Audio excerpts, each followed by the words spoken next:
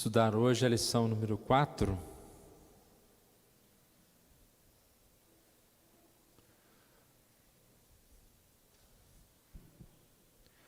É a parte 3 do estudo das 10 pragas. Então, neste dia, nós vamos estudar a 10ª praga.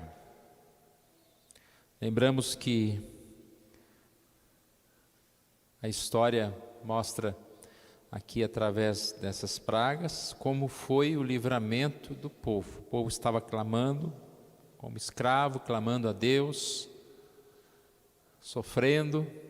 Deus ouviu o clamor do seu povo e enviou Moisés para que falasse com o faraó, aquela frase, deixe meu povo ir. Mas faraó, com o coração endurecido, não correspondia a este momento. E o texto deixa bem claro que isso tudo fazia parte do propósito de Deus, para que as maravilhas do Senhor fossem vistas, o poder do Senhor fosse assim também visto por toda a terra.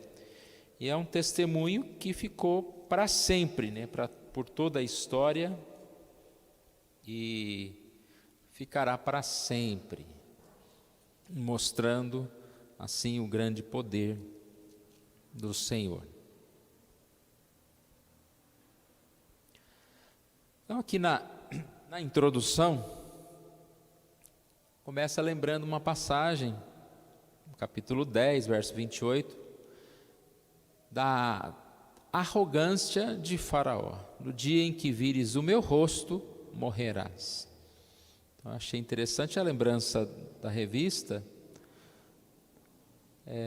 comparando uma passagem de Êxodo 33, 20, quando Moisés ouve de Deus uma frase bem parecida: homem nenhum verá a minha face e viverá. Então, é como se o faraó se considerasse o próprio Deus, se considerasse, não, aqui eu mando, aqui eu faço, aqui eu desfaço. E naquela ocasião Moisés responde, que você não viverá mais. Daqui a pouco a gente vai ver que eles se encontraram, É até meio curioso aqui, vamos ver se a gente mata essa questão aí, essa dúvida. Deus enviou mais uma praga sobre o Egito, a mais mortal delas. E é aqui que nós vemos no nosso estudo de hoje. Também há uma narrativa a respeito da Páscoa, da instituição da Páscoa. E é curioso que a primeira festa, vamos dizer assim, a primeira comemoração, ela é feita nesse dia da libertação do povo do Egito, e assim deveria continuar. Às vezes a gente tem a ideia que a Páscoa começou depois, das 10 pragas, mas era aquele momento, aquilo ali foi a festa da Páscoa, que continua depois todos os anos. Ponto 1, o anúncio e a morte dos primogênitos. A gente pode manter a Bíblia aberta no capítulo 11 de Êxodo, e a gente vai seguindo aqui. Disse o Senhor a Moisés: ainda mais uma praga trarei sobre Faraó e sobre o Egito. Então vos deixará ir daqui. Quando vos deixar, é certo que vos expulsará totalmente. Então percebe? Aquele que não queria deixar, o texto diz, não só vai deixar, mas como vai expulsar, ou seja, não quero mais.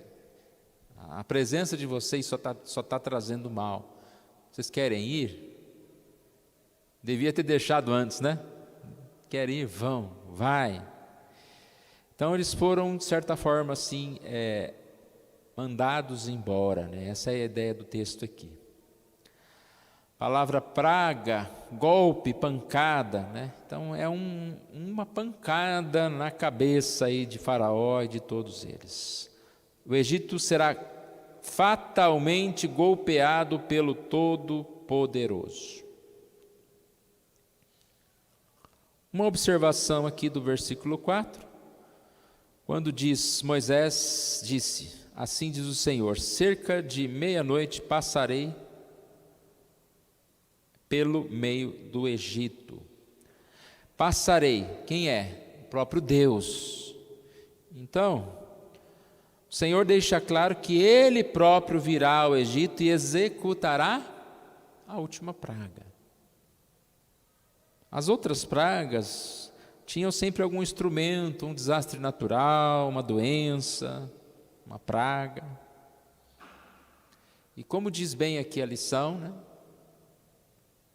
Alguém poderia até dizer: mas choveu pedra, é granizo, mas aí, por que só choveu lá no lado do Egito e não do outro lado? Mas chover é assim mesmo, cai de um lado, não cai do outro. Sempre tem uma justificativa, uma desculpa. Mas e a morte dos primogênitos? Então é algo que não tem muito que você desculpar, né? Como você fala, não, mas isso aí foi uma praga que pegou só os filhos lá do povo do Egito. Não, foi a mão de Deus. É claro que, irmãos, para aquele incrédulo, você pode provar A, B, C, D, que é isso aqui, e ele vai continuar dizendo: não, isso não é verdade. Então a gente nunca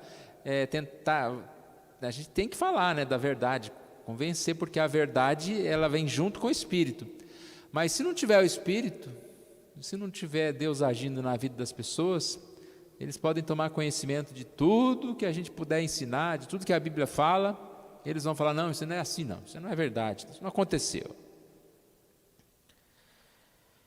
Então nós percebemos que Deus não usou meios assim mais naturais, mas Ele pessoalmente visitou os lares do Egito. A expressão é forte, né? Cerca da meia-noite passarei pelo meio do Egito. Passarei pelo meio do Egito. Deus Todo-Poderoso, passando com a sua ira, vindo sobre as pessoas, sobre aqueles que intentaram contra os filhos de Deus, contra aqueles que foram contra Deus.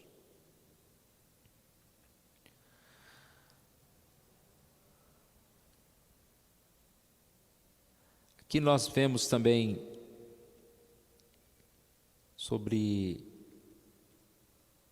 no versículo 2, sobre uma promessa que se cumpre.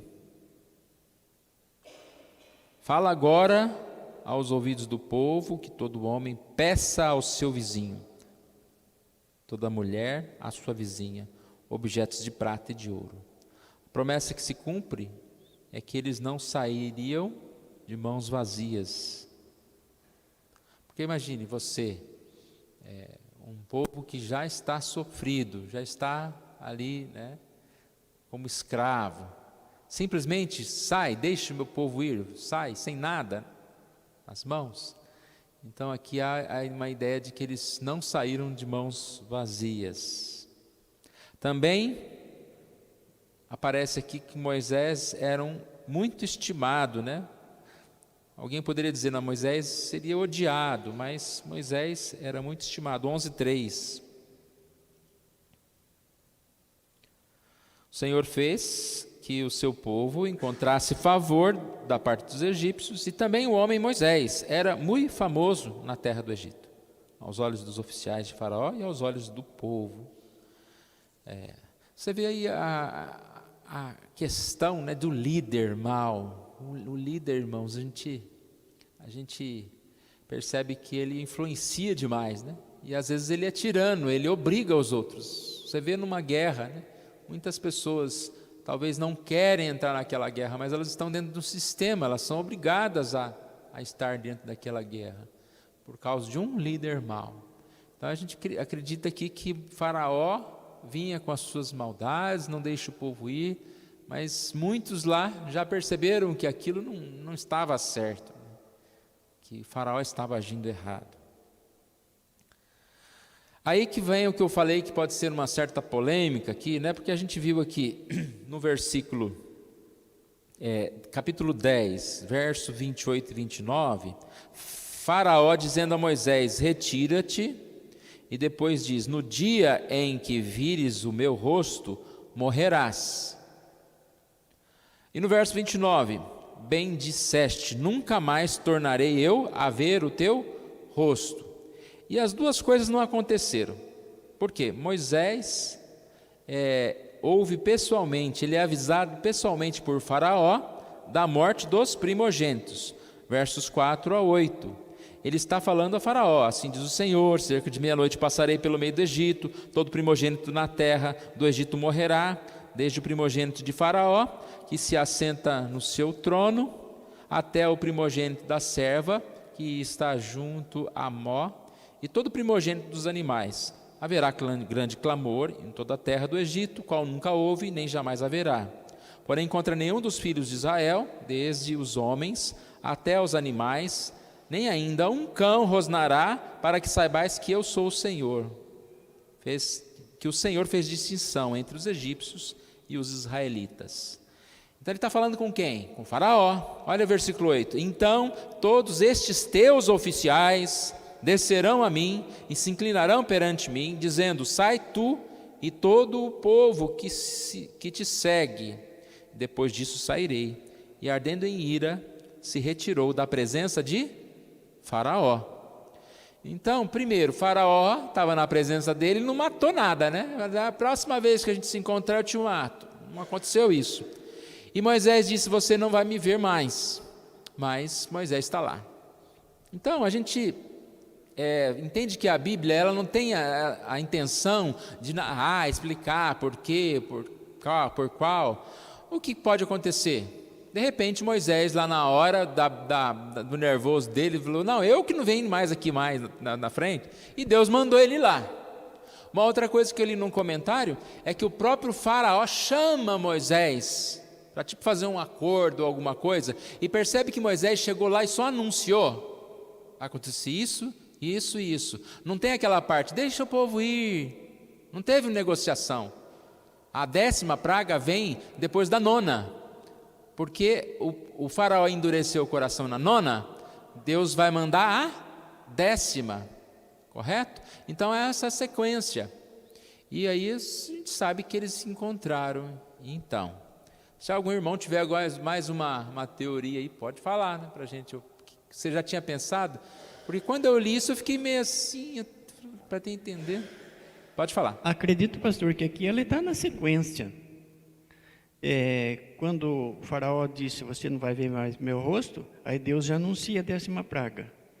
Então eu fico com a ideia de que imediatamente não teve espaço. Quando o Faraó falou isso, Moisés falou: claro que sim, vai acontecer isso, isso, isso, e Deus mandou falar que vai ser assim, assim, assim, assado. Eu fico com essa ideia, para a gente não criar obstáculos no meio aqui, porque não vai melhorar o entendimento e nem piorar se a gente ver de outra forma, mas está na sequência, está bem na sequência. Disse o Senhor a Moisés: ainda mais uma praga. Então, enquanto eu estou vendo dessa forma, enquanto o Faraó falava: você não vai ver meu rosto, Moisés falou: é verdade, não vou ver, mas vai acontecer mais isso, assim por diante. É bem interessante. E eu queria voltar um pouquinho, já aproveitando a oportunidade, quando Moisés era famoso na terra aos olhos dos oficiais de Faraó. Bem lá mais atrás, quando os magos vinham tentando fazer o mesmo que Moisés e Arão faziam, chegou uma hora, não deu mais. Aí o que eles falaram? Olha, isso é o dedo de Deus. A gente pode observar ali que o povo, os magos, até aqueles influenciadores lá, eles estavam percebendo que o negócio era mais sério do que o rei estava pensando. Apesar de Deus falar: não, eu vou endurecer o coração do Faraó, e isso foi acontecendo até o final, aquele povo falou: olha, gente, em outras palavras, acho que é hora de a gente mudar de ideia, porque isso é o dedo de Deus, não tem como segurar isso mais. E aí eles passaram a ver que Moisés realmente falava da parte de Deus, de um Deus que eles não conheciam. Mas o Faraó continuava, era o plano de Deus, né? Deus já tinha dito isso lá no começo. Enquanto não mandar as 10 pragas, o faraó não vai se entregar mesmo. E é interessante que o faraó ajudou eles a sair, né? Depois, no final da 10ª praga, falou, não fica mais aqui, e foi empurrando eles para fora. E eu lembrei lá no caso de Ló, né? Quando Deus mandou o anjo lá avisar Ló, ó, sai dessa terra que aqui não vai dar mais. E ele ficou ali enroscando, Deus não vai sair, e ajudou a arrancar ele de lá. É interessante isso. E quando Deus tem os seus projetos, e o plano de Deus não falha nada, pode ser frustrado os planos de Deus, ele age da sua maneira até por força, né? Não, eu já disse que é assim e assim, pronto, acabou. Verdade. Essa forma que o Obed disse também é interessante, né? Que foi um encontro só. Agora, a base para quem fala que essa questão de Faraó ter chamado Moisés está em 12:31, que lá diz: Então, naquela mesma noite, Faraó chamou Moisés e Arão e lhes disse: Levantai-vos, sai do meio do meu povo, tanto vós como os filhos de Israel, e de servir ao Senhor, como tendes dito. Aqui é a hora da expulsão, né? Mas teve outro encontro, então, mais um encontro ainda, né? Mas são coisas que não são mais importantes. A ideia a importância aqui é ver aquilo que nós já citamos, né? Mas como que é essa história? Uma hora aparece Faraó endureceu o coração, depois fala que Deus endureceu o coração de Faraó. A gente falou isso aqui, acho que foi quarta-feira também, né? Que as coisas estão juntas. Quando nós endurecemos o nosso coração, a gente, vamos dizer assim, que a gente quer endurecer só um pouquinho, né? Para deixar ele meio mole, assim, né? Para não se perder. Mas Deus vai lá e fala, não, você quer ir para lá? Então eu vou te jogar lá, é para lá que você quer ir? Né? Ou seja, Deus os entregou às suas paixões. Essa é a ideia do como que Deus endurece o coração. Você está blasfemando contra mim? Então, se é esse o caminho que você quer, é esse o caminho que você vai seguir. Mas o básico é que isso tudo está relacionado com o propósito mesmo de Deus. Né? Pastor, é interessante essa colocação aqui do verso 31, é que nas primeiras vezes, Moisés se apresentava ao faraó. Agora não, ele não veio mesmo. Ele só veio porque o faraó mandou chamar. Então, não vamos criar nenhuma questão aqui, mas é interessante isso. Ele voltou, por quê? Porque o faraó, de certa forma, se humilhou. Não, eu não quero ver mais sua cara, agora chama ele de volta. É interessante isso. Bom, a continuação aqui fala, né, sobre a tristeza, a dor, que realmente acontece, né, uma situação assim, difícil da gente entender. Aí vem uma pergunta meio sutil aqui, né? Mas por que matar os primogênitos? É como se a gente estivesse perguntando para Deus, mas por que o Senhor fez assim, né? Tipo, podia fazer de outro jeito, né? Por que não matou só o faraó, né? Primeiro, a gente não pode questionar os planos e os propósitos de Deus. Mas a lição explica muito bem, por isso que é bom a gente estudar, né, irmãos? Havia uma passagem aqui no Êxodo 4:23, falava sobre isso. Olha o que diz lá. Deixa eu abrir aqui a Bíblia.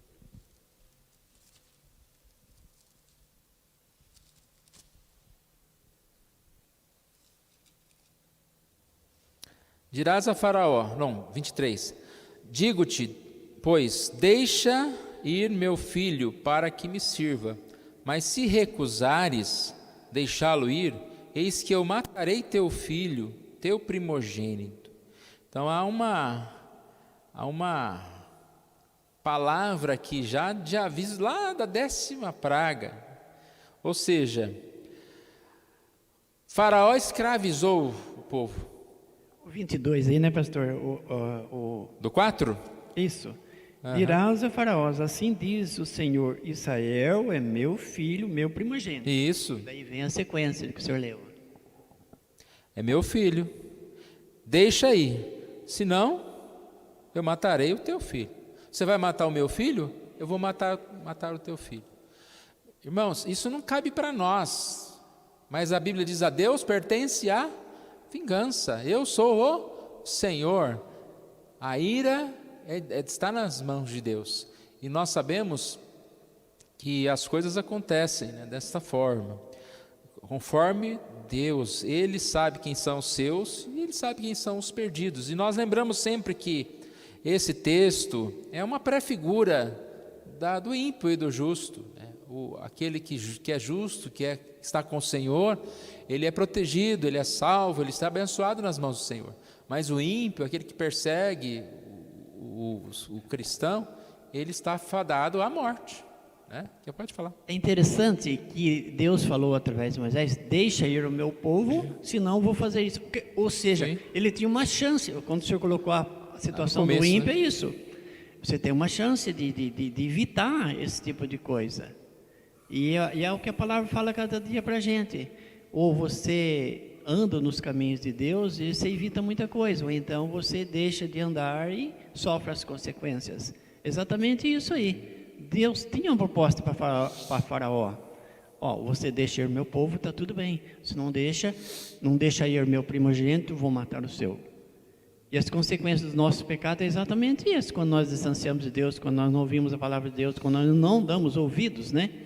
Ouvir a gente ouve, mas dar ouvido é diferente. Aí Deus, como diz o pastor Carlos, pesa a mão sobre a vida dos seus, no nosso caso hoje. Lição que também diz que o clamor do Egito, né, o clamor do Egito, aqui em 11:6, foi o mesmo clamor de Israel. Eles estavam clamando, eles estavam sofrendo, e agora há o clamor do Egito.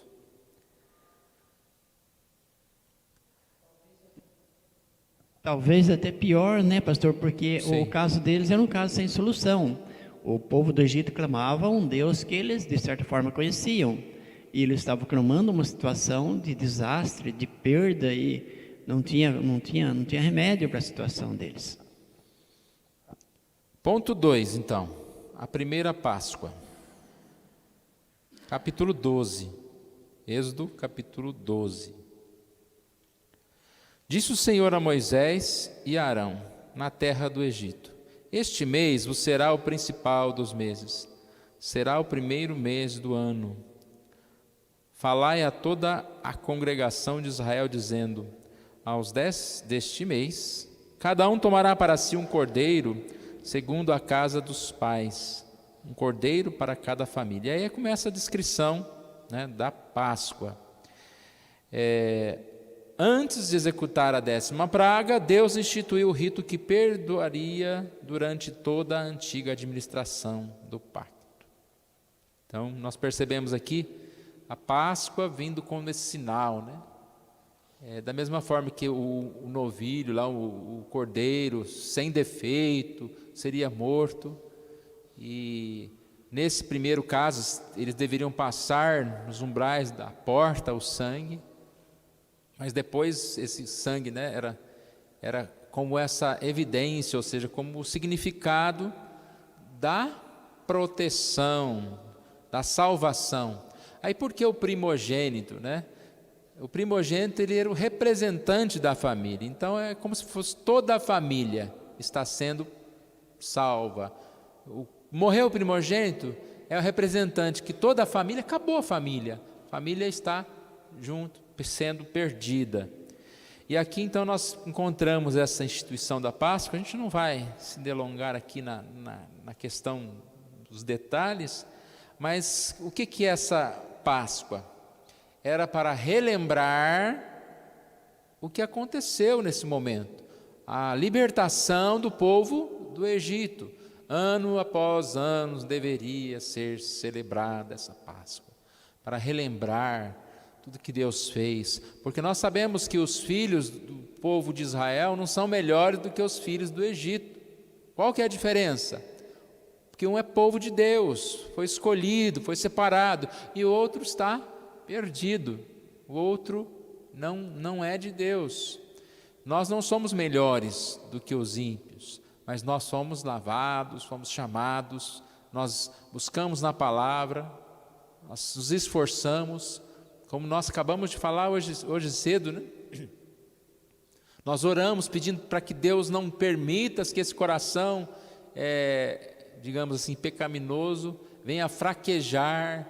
Nós confessamos nossos pecados, nós seguimos a vida. Nós não abandonamos Jesus. Nós seguimos no caminho da salvação, no caminho de Deus.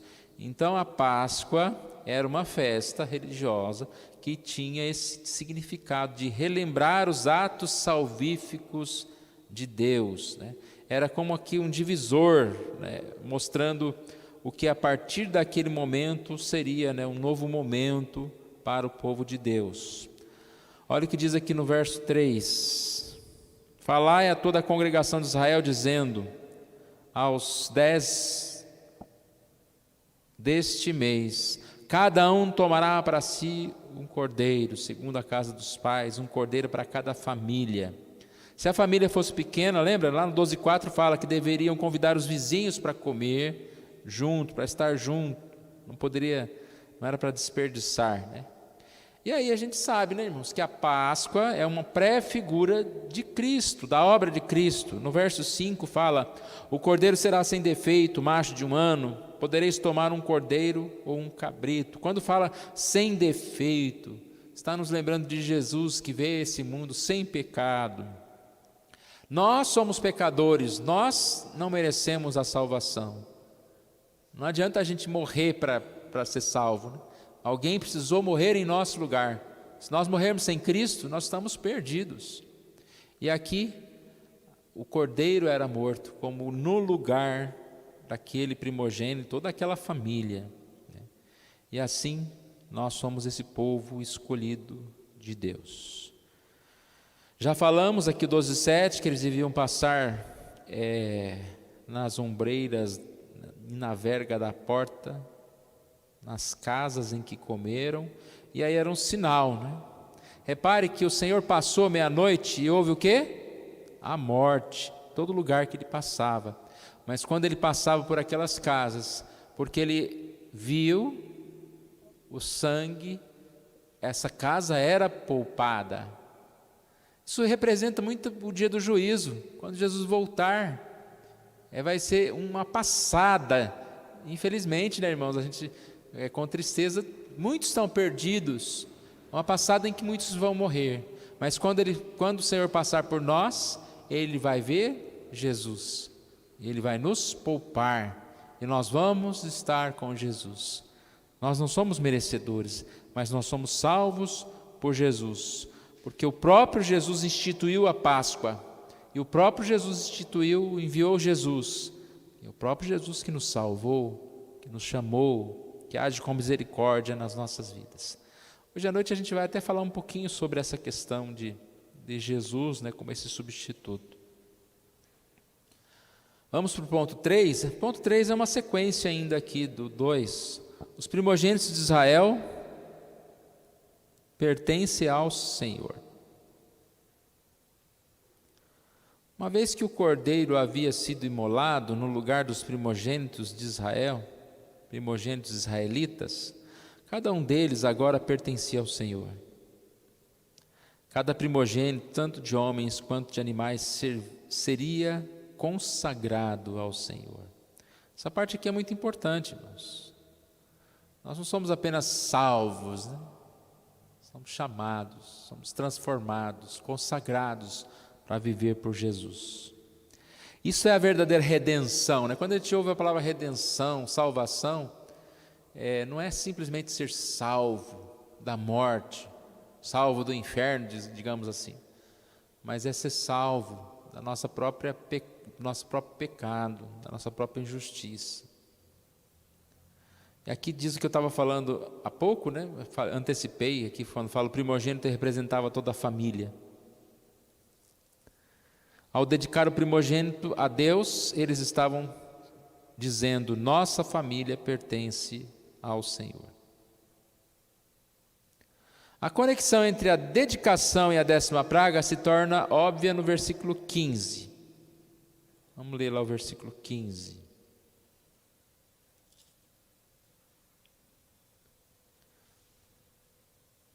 Capítulo 13 que nós estamos, né?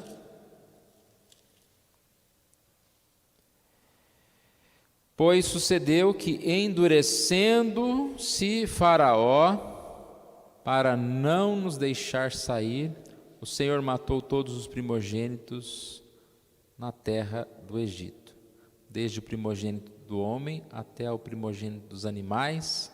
Por isso eu sacrifico ao Senhor todos os machos que abrem a madre, porém a todo primogênito de meus filhos eu resgato.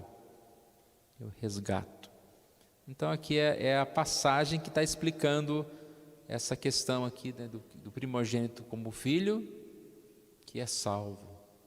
Toda a família é salva, aqui representando esse primogênito. Da mesma forma que no Faraó, com o coração endurecido, perderam ele e todos os seus, né, o primogênito.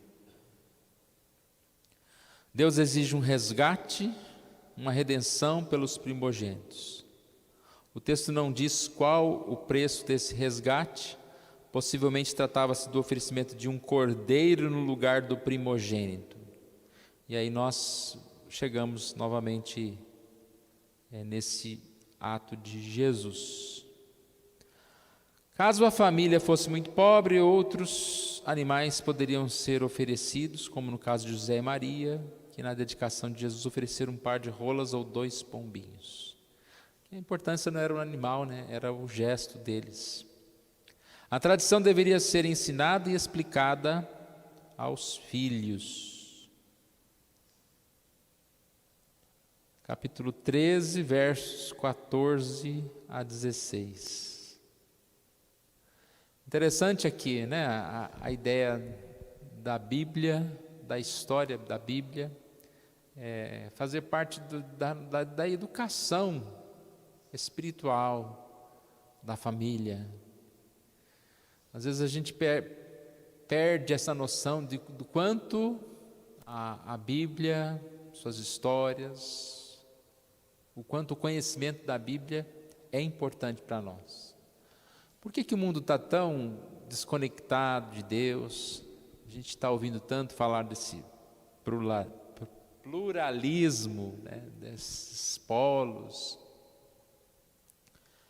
Muitas vezes porque as pessoas estão estudando, estão aprendendo conceitos errados.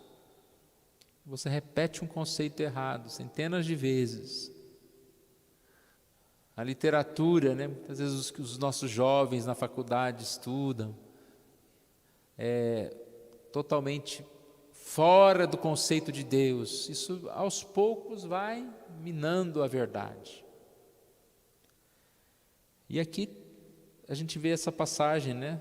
Olha que bonito, versículos 14 a 16. Quando teu filho amanhã te perguntar o que é isso, então perguntar a respeito da Páscoa, responder-lhe-ás: o Senhor com mão forte nos tirou da casa da servidão. Pois sucedeu-se que, endurecendo-se Faraó, para não nos deixar sair, o Senhor matou todos os primogênitos na terra do Egito, desde o primogênito do homem até ao primogênito dos animais.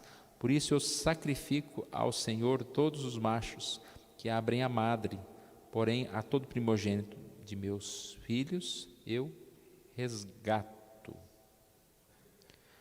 Isso será como um sinal na tua mão, por frontais, entre os teus filhos, entre os teus olhos, porque o Senhor com mão forte nos tirou do Egito. Como que se aplica isso hoje, né? Eu creio que de pequenininho, uma criança vê a gente tomando Santa Ceia, né? Ela vai perguntar, né? Por que vocês fazem isso? Porque nós sabemos que a Santa Ceia é a figura, né, da nossa Páscoa, que é Cristo. E aí nós temos a oportunidade de falar, de anunciar aos nossos filhos essa mensagem. Jesus morreu por nós. E nós tomamos a ceia, lembrando daquele momento, também na esperança de um dia estarmos com Jesus de novo, cear com Ele. Também para que nós estejamos lembrando da nossa comunhão com Cristo, comunhão que nós temos que ter com Cristo. E aí nós ensinamos aos nossos filhos desde pequeno a respeito da salvação, né? O plano de salvação que é tão importante para nós. Jesus nasceu, Jesus morreu, Jesus ressuscitou, Jesus está com o Pai, virá nos buscar. Antes temos que logo, né, explicar a respeito do pecado, né, da criação, do pecado do homem, para que houvesse essa necessidade de que em Jesus nós fôssemos salvos. Essa mensagem é a mensagem que vai nortear a nossa vida, dá significado, né? Eu respondo com essa mensagem várias perguntas, várias questões desse mundo. Quem eu sou, eu respondo porque eu enfrento dificuldades, eu respondo vários questionamentos da humanidade com a história de Jesus. Mas você vai contar essa história para o mundo vai falar, isso aí é fábula, isso aí não é bem isso não. Mas nós cremos que é verdade. Irmãos, querem me ajudar? Voltar um pouquinho, pastor, lá na marca do sangue nos umbrais das portas. Até então eles viam Deus cumprindo aquilo que anunciava através de Moisés. Mas esta situação eles não tinham visto ainda. Eu pego para mim como um símbolo de fé. Deus tinha falado, eles sabiam disso, que era para fazer daquela forma, porque ia acontecer o que aconteceu. Então, na casa que Deus disse, onde tivesse a marca, ele ia passar, como o Senhor já disse. Então, eles tinham que crer nisso. É interessante isso. Parece que era um símbolo de fé mesmo. E é mesmo o símbolo continua para nós. Hoje nós temos a marca de Cristo. Se nós crermos nisso, se a nossa fé estiver baseada na palavra para crermos nisso, muito que bem. De outra forma, não. Então a lição ela tem muitas aplicações escondidas que às vezes a gente passa desapercebido, mas se a gente parar e dar uma olhada com mais cuidado, a gente vai ver que ela fala diretamente para os dias atuais. Não é para aquele povo somente. Foi uma história que aconteceu lá. Por quê? Porque o plano de Deus, o projeto de Deus prossegue e vem até nós hoje e nos alerta a lembrarmos, como o Senhor já disse, nós somos melhores que ninguém deles. Eu vi alguma coisa escrita ali esses dias, que a igreja, como uma igreja essencial, é lugar de quem? De pessoas bonitinhas, pessoas arrumadinhas, de pessoas que não têm defeito, que não têm problema? Não. É lugar de pessoas que estão buscando entender mais e ter a vida santificada através do processo que Deus já preparou para o seu povo. Então é interessante isso, é bacana isso, porque isso vai nos alertando, vai nos animando cada dia mais a estarmos buscando a comunhão, com Deus através da palavra, mas principalmente na igreja. Isso foi o que eu pude observar aqui. Sim, essa passagem ela tem muitos significados assim, né? Aplicações mesmo, principalmente como você disse, né? Eles precisavam crer. E realmente é Deus que colocou, né, no coração da gente. Por que a gente crê? Não é porque a gente é bom, a gente Deus coloca no nosso coração isso. E até o ato não era um ato simples, né? Tinha detalhes. Você tem que fazer assim, pegar o cordeiro assim, cortar assim, passar assim na porta. Então a vida é assim, né? Eles não eram para eles sair de dentro de casa. Tem um texto que eu não me lembro agora, que era para eles ficar dentro de casa. Fique aí. Fica ali diante ou para dentro daquela marca que estava pronta ali. Então, eles tinham que acreditar nisso para serem salvos. Foi um confinamento, né? Não saia de casa, fique em casa. E uma outra coisa que eu já falei para os irmãos em outra ocasião sobre esse texto, né? É curioso, como diz, eu me lembrarei, né? É Deus que se lembrou da aliança dele. Eu verei lá nos umbrais da porta e me lembrarei dessa minha promessa e não os destruirei, mostrando que Deus não se esquece das suas promessas. E Ele coloca no nosso coração esse desejo de segui-lo, e é muito, muito importante a gente seguir, obedecer, cumprir o que Deus pede, né? E Ele vai assim se lembrar, olhar para nós, de tudo que Ele fez por nós. Quiserem falarmos, tem bastante tempo ainda, nós já estamos chegando aqui mais no final. Conclusão. A 10ª praga também é extremamente relevante para nós. Não somos nós em nada diferentes dos egípcios, vitimados pelo Senhor. Somos pecadores rebeldes, assim como eles. Então, nós já falamos isso, né?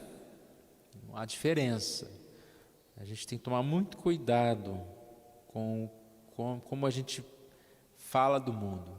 Eu sempre digo que às vezes a gente exige do mundo algo que eles não podem oferecer, né? Ou seja, a luz. O mundo, ele vai falar conforme o seu coração pecaminoso.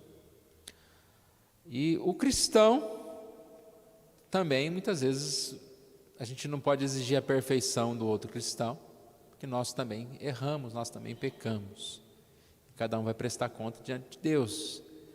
E nós devemos orar para os nossos irmãos que caem, que erram, mas também quem somos nós para acusar os outros? A respeito da nossa vida, nós precisamos andar seguindo os propósitos de Deus, mas sempre reconhecendo, como aquela oração de Spurgeon que está no boletim, né? Senhor, me ajude, porque eu posso deixar que o meu coração pecaminoso seja mais forte do que esse coração que fez uma promessa de te seguir. Então olha quanta coisa que está aí. Isso vem demonstrar a nossa total dependência de Deus. Total dependência de Deus. Devemos compreender, portanto, que nossa rebeldia e dureza de coração também foram severamente punidas. Todavia, assim como se deu com o povo de Israel, nós não morremos. Isso graças ao sangue do Cordeiro de Deus imolado por nós. Nós sofremos as consequências, né, do pecado. Sofremos. Nós vivemos num corpo que perece, um corpo que vai morrer, né, no sentido, consequência do pecado. As nossas fraquezas, tanto espirituais como fraquezas físicas, isso tudo é consequência do pecado. Mas graças a Deus, nós não fomos deixados neste pecado, mas nós somos salvos. E nós, assim, ao olharmos, como diz aqui, ao nos olhar, o Senhor vê o sangue do Filho aspergido sobre nós. Por essa razão pertencemos a Ele. Nossa família pertence ao Senhor. É uma frase que a gente tem repetido bastante, né? Que Jesus olha para nós, ou Deus olha para nós e vê o sangue de Jesus, mas é real, é a ideia principal. Deus não olha para nós e fala, não, agora você está indo bem, né? Essa semana você só tirou nota 10. Não, Deus olha para nós e nós pecamos menos e devemos pecar menos, né, irmãos? Devemos pecar menos. Mas nós pecamos. E para Deus pecado, é desvio. Seja a nossa raiva, uma briga, seja o nosso coração, a nossa maldade, seja o que for. Cobiça, idolatria, tudo isso está em porções ainda em nós, mas Deus não olha para isso. Deus olha o sangue de Jesus, porque se Deus olhar para nós, né, nós estamos perdidos, mas isso não significa que a gente então está livre, né? Não, nós precisamos fazer mais e mais, o melhor que nós conseguimos, e ainda é pouco, mas é isso que nós precisamos fazer, é a nossa missão, servir a Jesus, andar com Jesus, aprender de Jesus, porque isso é para o nosso bem, é o que vai fazer bem para nós. Nós só teremos uma vida de paz quando nós buscarmos a Deus, e aí assim a gente vai seguindo o caminho. Em resposta à grandiosa redenção realizada pelo Senhor, nossa vida é a Ele consagrada. Aplicação. Você tem consciência de sua pecaminosidade e de merecer a morte, tanto quanto os primogênitos primogênitos egípcios? Então, aí nós temos que responder, né, individualmente. Como você deve responder à redenção realizada pelo Senhor em seu Filho Jesus Cristo? Servindo a Cristo, né, buscando a Cristo, entregando-se a Cristo, participando da igreja, participando de tudo aquilo que o Senhor Deus deixou para nós, da leitura da palavra, dos sacramentos, e assim nós podemos viver nesse caminho do Senhor. Para a gente concluir então,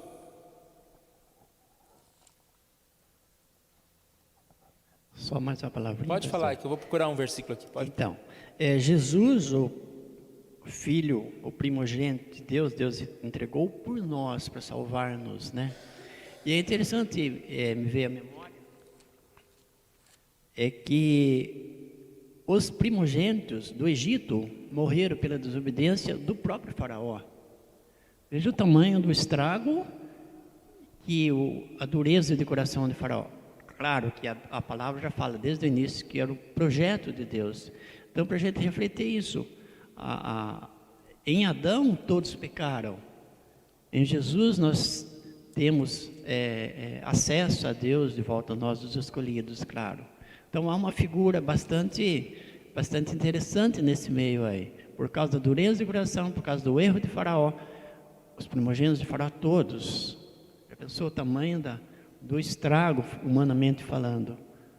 E aí, Deus está mostrando para nós hoje que, em Jesus, o seu primogênito também, que morreu por nós, nós temos a redenção, temos a salvação, temos a garantia da vida eterna. Se tivermos nessa fé baseada nisso, crermos realmente. É uma figura, né, muito bonita. E a sequência também da lição, as demais lições da revista, vão mostrar essa figura do povo no deserto, caminhando rumo a Canaã, né? E nós estamos nesse deserto, caminhando para chegar até o dia de Jesus. Então vem dessa morte e ressurreição de Jesus aí, e aí vem essa caminhada nossa até a segunda vinda de Cristo. Essa caminhada prefigura a perseverança, né, que a palavra de Deus fala assim. O texto que eu estava procurando aqui, se alguém achar, pode falar para mim. É o versículo que fala que tudo isso aconteceu para que as maravilhas do Senhor fossem vistas por toda a terra. Mas também, se não encontrar, não tem. E essa é a verdade. A gente leu aqui, né, as 10 pragas, e alguém poderia perguntar, mas para que tudo isso? E aí a gente viu que o Egito, como cada um de nós, né, como o mundo, está cheio de deuses, e Deus vem com a praga para mexer exatamente com deuses, com esses deuses que existiam, como acontece hoje, irmãos.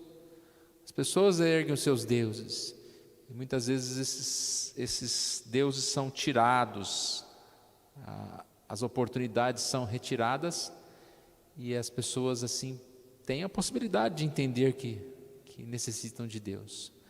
Agora, a grande lição que a gente pode tirar daqui, irmãos, não é falar contra Faraó, contra o povo de Egito, mas está ligada à mensagem que nós falamos hoje cedo. Esse coração endurecido, coração todo mundo tem, o mesmo. Como é fácil endurecer o coração, não é? A gente acostuma vir na escola dominical todo domingo. Falta 2, 3 domingos na escola dominical. Daqui a pouco, no quarto domingo, nem você fala, não, eu ia na igreja. Você nem lembra mais, você acostuma. Vamos tirar da questão espiritual, vamos levar para a questão normal do dia a dia aí. Você faz um exercício semanalmente, terça e quinta, quarta, sei lá qual dia. Para 1, 2, 3 semanas, você nem lembra o que você fazia antes. E assim por diante, né? As coisas que a gente vai deixando para depois. Então, o nosso coração, ele precisa desse exercício, de você forçar, você repetir. A rotina, né? A palavra rotina não é algo ruim. A rotina, quando ela está feita com a mente também, não é só rotina. Não é só vir à igreja todo domingo, mas você tem que vir e participar espiritualmente, porque você pode ter uma rotina, simplesmente sentou e assistiu alguma coisa aqui, foi embora para casa, veio obrigado, ou porque você tem um cargo na igreja, né? Vão falar mal que não veio, né? Mas não é nesse sentido, mas eu venho à igreja porque eu sinto prazer, porque eu sinto alegria de vir à igreja, mas eu preciso também me esforçar. Não tem prazer quando faz exercício, não tem prazer quando você faz uma tarefa, como é bom, né? Que você tem um trabalho. Aí eu separo todo sábado à tarde para arrumar as coisas lá em casa, né? Está faltando lá uma lâmpada queimada, não sei o quê. É uma rotina que você faz e você vai ver como é bom aquilo. Chega o dia, você tem prazer. Então, deu para entender, né, o que nós estamos falando.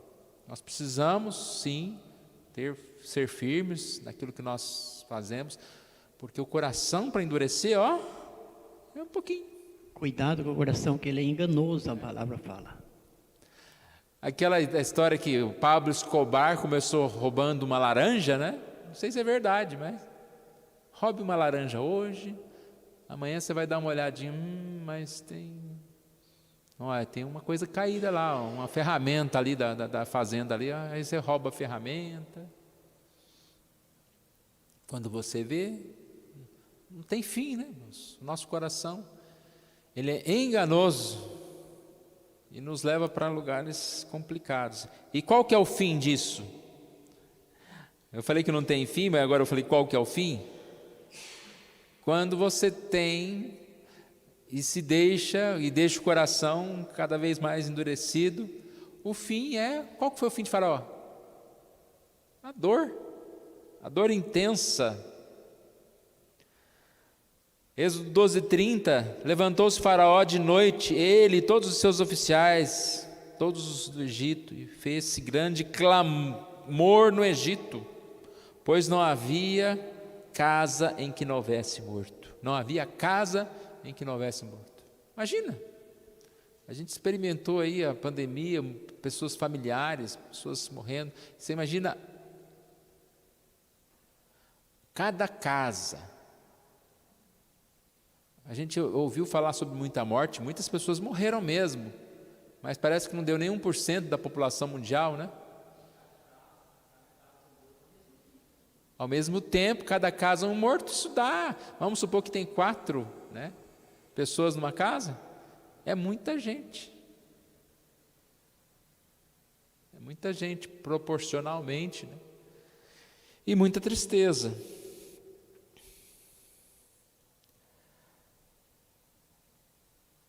Se a gente não cuidar do coração, a gente pode até experimentar por algum tempo um certo tipo de prazer, de sensação de liberdade, né? E você vai perdendo totalmente o temor de Deus. O coração vai endurecendo, você vai perdendo totalmente o temor. Esquece. A angústia de Faraó aqui foi tão grande, né, pastor, que ele, na sequência desse texto, ele vai falar lá no verso 33, os egípcios se apertavam com o povo, apressando-os, lançá-los fora da terra, pois diziam, todos morreremos. Então a dor foi tão grande que eles falaram agora, o Faraó principalmente, né, do jeito que está, vai morrer todo mundo, vão embora e vão logo, porque não dá para vocês ficar mais aqui. Nós não podemos deixar o inimigo nos enganarmos. Nós não somos como o mundo, tá? Nós não somos. Nosso coração foi transformado. somos filhos de Deus. Às vezes o inimigo parece que tenta falar, não, você não é nada, você não é crente em nada. Não, nós somos filhos de Deus. E o que diz lá Ezequiel 36, 26? Dar-vos-ei coração novo, porei dentre vós espírito novo. Tirarei de vós o coração de pedra e vos darei coração de carne. Então nós temos um novo coração, nós temos uma nova vida em Cristo Jesus. Por isso a gente precisa perseverar, né? Não permitir que nada venha a tirar essa alegria que nós temos, né, da salvação, esse estar com Deus. Lembra que Davi orou? Restitui-me a alegria da salvação. Por quê? Porque ele deixou seu coração ir para o caminho do pecado. Restitui-me. Então que Deus assim nos abençoe, essa lição seja para nós algo que venha a guardar, nós possamos guardar, né, essa mensagem.